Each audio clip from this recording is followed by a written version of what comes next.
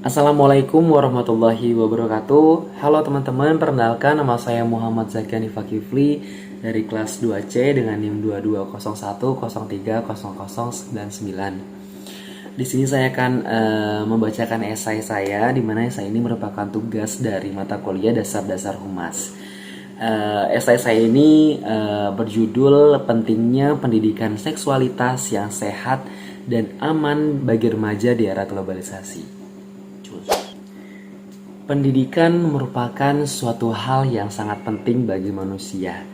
Pendidikan juga merupakan suatu hal tuntutan di dalam hidup tumbuhnya anak-anak. Nah, maksud di sini adalah pendidikan yaitu menuntun segala kekuatan kodrat yang ada pada anak-anak itu agar mereka sebagai manusia dan sebagai anggota masyarakat dapatlah mencapai keselamatan dan kebahagiaan setinggi-tingginya. Itu yang dikatakan Ki Hajar Dewantara. Pendidikan menjadi suatu proses pembelajaran mengenai pengetahuan dan keterampilan yang biasa dilakukan di mana saja dan kapan saja. Pendidikan dapat diperoleh bagi setiap orang dimulai dari kecil sampai tua. Pendidikan sangat penting bagi semua orang yang bertujuan untuk mencerdaskan dan mengembangkan potensi dalam diri. Dengan semakin bertumbuh dan berkembang setiap individu, bisa memiliki kreativitas, pengetahuan yang lebih luas, kepribadian yang baik, dan menjadi pribadi yang bertanggung jawab. Generasi muda ini merupakan garda terdepan dalam membangun bangsa dan sebagai generasi penerus bangsa, di mana generasi sekarang ini harus memiliki kemampuan dan pengetahuan yang lebih luas untuk kedepannya.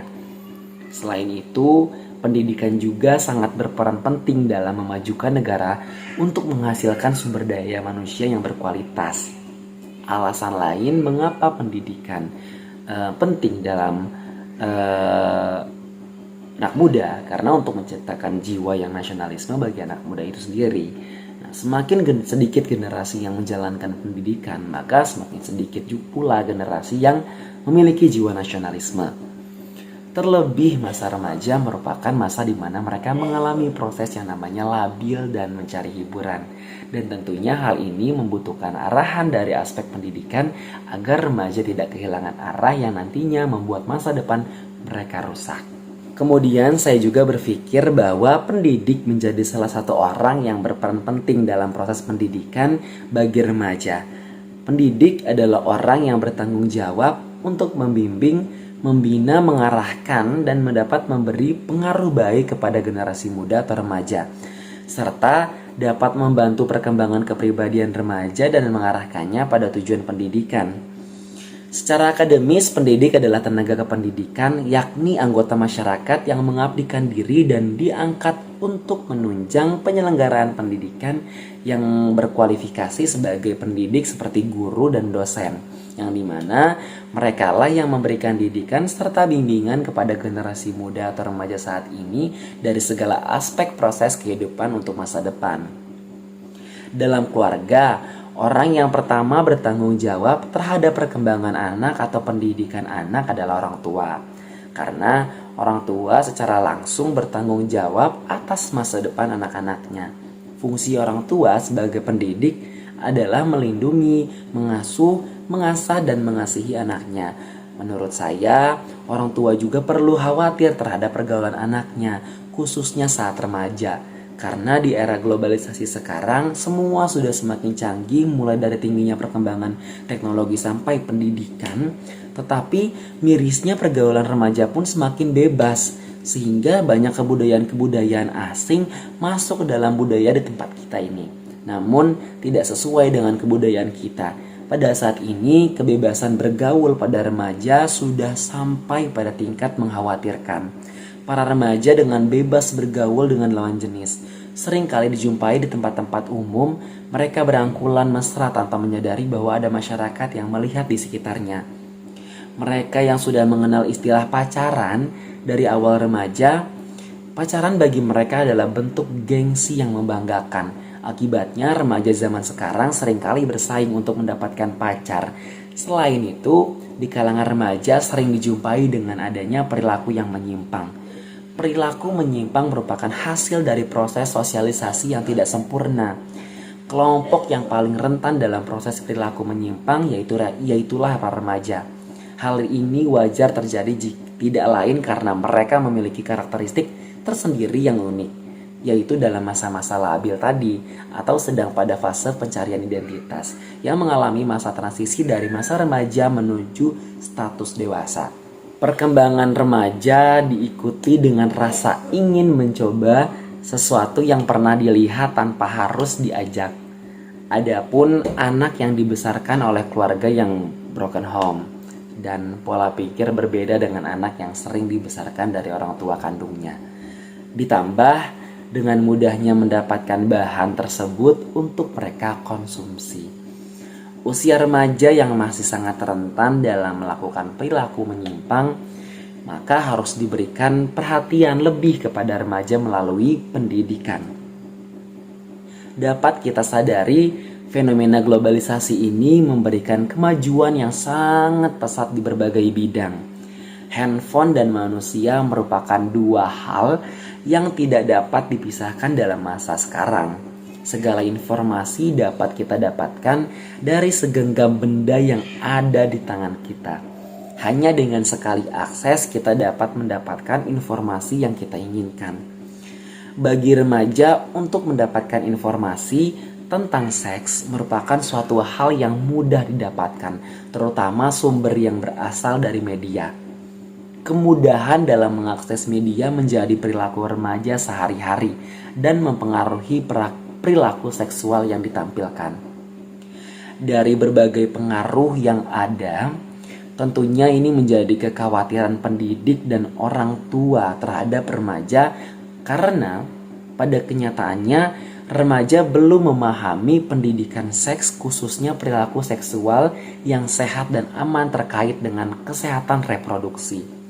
Menurut Survei Kesehatan Reproduksi Remaja atau SKRRI dan Badan Pusat Statistik BPS, remaja yang belum menikah berusia 15 hingga 24 tahun merupakan 0,9% dari wanita berusia 15 hingga 19 tahun dan 2,6% untuk wanita usia 20 hingga 24 tahun. National Child Traumatic Stress Network atau NCTSN pada tahun 2009 menyatakan bahwa hanya karena suatu tindakan dianggap tabu bukan berarti harus diabaikan. Pengetahuan perlu diajarkan kepada remaja seperti kita, mengingatkan atas batasan-batasan yang perlu mendapat perhatian khusus. Tujuan dari pendidikan seks ini adalah untuk mengajarkan pendidikan seks pada remaja, mencegah mereka terjerumus ke dalam hubungan yang tidak sehat, dan memahami mereka untuk menghindari hal-hal negatif yang diakibatkan oleh perilaku seksual yang salah. Hal ini sesuai dengan identifikasi Kementerian Kesehatan dan Kesejahteraan Sosial Amerika Serikat yang menyatakan bahwa ada lebih dari 28 bukti terkait dengan keberhasilan program pendidikan seks dini, termasuk pencegahan kehamilan dini, pengurangan jumlah perilaku seksual di bawah umur, dan pengurangan perilaku seksual berbahaya lainnya. Dan tentunya saya pribadi berharap Indonesia juga bisa melakukan dan mendapatkan hasil yang sama. Sekolah sebagai suatu lembaga yang memiliki peran dalam mendewasakan remaja harus mampu memberikan nilai agama secara terpadu dan tidak hanya pengetahuan. Pengetahuan dan agama harus dikaitkan erat dalam pendidikan seksual. Oleh karena itu, guru memegang peranan penting dalam pelaksanaan pendidikan seks di sekolah. Berdasarkan pernyataan ini, menurut saya kebutuhan remaja untuk mengembangkan perilaku seksual yang sehat harus dipelajari sedini mungkin. Oleh karena itu, peran orang tua dan sekolah sangat penting untuk mencegah perilaku seksual yang tidak sehat pada remaja dan untuk memperkuat rasa tanggung jawab mereka terhadap nilai-nilai moral dan agama mereka sebagai pemberi pendidikan seksual. Namun terlepas dari semua pernyataan yang ada, banyak kasus pelecehan seksual yang dialami remaja di mana tersangkanya adalah para pendidik yang seharusnya mereka menjadi orang yang mengarahkan dan mendidik remaja kepada tujuan pendidikan seksualitas yang sehat dan aman di era globalisasi sekarang. Seperti kasus yang saya ambil yang terjadi di salah satu Stikes Buleleng, Bali.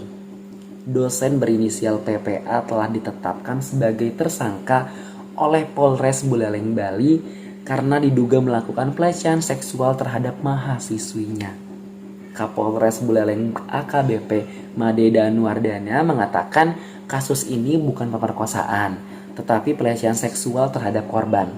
Ia menerangkan kronologinya pada Kamis 4 Mei 2023, korban membuat status di WhatsApp sekitar pukul 22.42 WITA tentang permasalahan keluarga dan di kampus berkaitan dengan pembuatan skripsi. Lalu, status tersebut mendapatkan respon dan tanggapan dari dosen pembimbingnya atau tersangka itu tadi. Dosen itu ingin menemui korban di kosannya.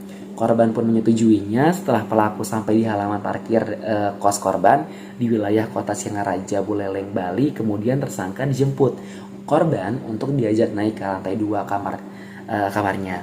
Selanjutnya di kamar kos korban, pintu kamar tidak tertutup dan dalam keadaan terbuka. Korban memberikan makanan ringan kepada tersangka sambil bercerita tentang keluarga dan proses pembuatan skripsinya. Saat itu korban dan pelaku duduk berdampingan, namun saat duduk berdampingan di atas tempat tidur kos korban, tersangka saat itu sempat memeluk korban dari belakang menggunakan tangan kiri yang mengenai payudara kanan.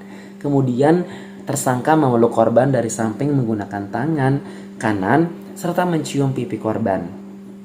Korban yang merasa tidak nyaman kemudian mengubah posisi duduknya. Lalu pelaku menarik tangan korban dengan paksa dengan maksud menarik korban kembali masuk ke kamar dan menarik pinggang korban kedua tangan untuk melakukan kegiatan lainnya. Namun saat itu korban berdiri membuka kembali pintu kamar kos dengan alasan kamar kos dalam keadaan panas. Saat korban di depan pintu, kemudian pelaku menarik tangan korban dengan paksa serta menarik pinggang dengan kedua tangan pelaku dengan maksud korban kembali masuk ke kamar kos dan niat pelaku saat itu ingin melakukan hubungan badan. Namun korban menolak dengan cara berontak. Akhirnya pelaku meninggalkan korban sekitar pukul 02.00 waktu Indonesia Timur pada Jumat tanggal 5 Mei 2023. Peristiwa tersebut kemudian dilaporkan pihak korban ke Polres Buleleng pada Jumat 5 Mei 2023. Pihak kepolisian kemudian meminta keterangan terhadap korban dan juga menangkap tersangka di rumahnya di Jalan Pulau Komodo, Kota Singaraja, Buleleng sejak Sabtu 6 Mei 2023. Tersangka telah diamankan untuk 20 hari ke depan. Nah, tersangka dijerat dengan pasal 6 huruf A dan B Undang-Undang RI tentang tindak pidana kekerasan seksual dengan ancaman hukuman di atas 5 tahun penjara. Nah, untuk tersangka sendiri, beliau mengajar di Sekolah Tinggi Ilmu Kesehatan dengan gelar doktor. Selain itu, tersangka PPA sudah memiliki istri dan 1 anak. Sementara korban beliau semester 8. Untuk tindakan yang diambil Stikes Buleleng sendiri adalah pemecatan terhadap dosen yang diduga melakukan pelecehan seksual dan percobaan pemerkosaan terhadap mahasiswinya. Sudah bukan hal baru lagi kasus seperti ini. Pelecehan seksual di lingkungan kampus adalah sesuatu yang sering terjadi. Bukan hanya baru-baru ini, tapi sejak dulu. Mirisnya, hanya sedikit mereka yang berani untuk speak up. Banyak dari antara mereka yang menjadi korban juga merasa terpaksa dan tidak berani mengatakan tidak ataupun menolak atau hanya diam ketika mengalami pelecehan seksual hanya karena si pelaku adalah seseorang yang memiliki kekuasaan dan kedudukan yang tinggi di kampus itu. Yang saya ketahui tidak sedikit juga pelaku maupun pihak universitas yang meminta agar kasus yang dialami diselesaikan secara kekeluargaan bahkan lewat jalur tertutup agar nama kampus tidak tercoreng. Mereka para pendidik yang seharusnya mengarahkan, mengedukasi, membina para kelompok remaja dalam aspek pendidikan seksualitas yang sehat dan aman justru malah menjadi pelaku utama rusaknya jati diri generasi muda tanpa memikirkan masa depan mereka. Pelaku pelecehan seksual tidak bisa diprediksi. Siapapun bisa menjadi pelaku. Bahkan orang-orang terdekat sekalipun. Bukankah sudah sepatutnya kasus-kasus pelecehan seksual ini diberi perhatian lebih. Sudah seharusnya semua ini dihentikan. Para pelaku kekerasan seksual tidak layak dibiarkan dan ditolerir atas perbuatan bejatnya. Siapapun pelakunya, setinggi apapun jabatannya, jika dia adalah predator seksual, sudah sepatutnya mendapatkan hukuman yang setimpal. Kita sebagai masyarakat dapat memulainya dengan hal-hal kecil, seperti kita bisa membangun stigma pro penyintas dan kontra pelaku. Nah, hal ini kan setidaknya dapat mendukung para penyintas untuk sadar bahwa para predator seksual ini tidak bisa dibiarkan begitu saja. Stigma yang terbentuk atau stereotype ini yang terbentuk akan membangun kesadaran secara tidak langsung untuk ikut mendukung para penyintas agar berani untuk speak up dan berdiri tegak melawan para predator seksual. Baiklah teman-teman, itu tadi esai yang saya bacakan yang berjudul pentingnya pendidikan seksualitas yang sehat dan aman bagi remaja di era globalisasi. Semoga esai ini atau video ini bisa mengedukasi atau bisa memberikan dukungan kepada korban-korban pelecehan seksual yang ada di luar sana. Baiklah, terima kasih teman-teman. Saya pamit undur diri. Wabillahi taufiq wal hidayah. Wassalamualaikum warahmatullahi wabarakatuh.